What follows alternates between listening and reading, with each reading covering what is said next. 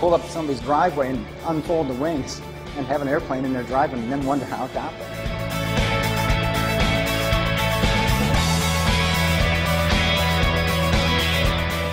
The truth is, until the vehicle flies, 75% of your risk is that first flight.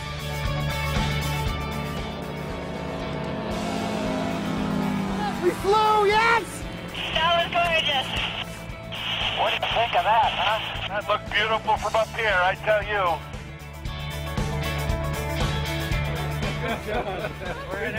Fantastic. Fantastic. That was the most beautiful little flight I've ever seen. A Woburn company has unveiled the world's first flying car. Move over, Jetsons, the ultimate fix to rush hour traffic. Tonight, the car we all dreamed about as kids is a reality. The Terra Fugia Transition, and it could be coming to a skyway near you. We've got a steering wheel for driving, a gas pedal, a brake pedal. Then for flying, we've got a control stick, rudder pedals. Look at that. You know what? I got to tell you something. That's pretty cool.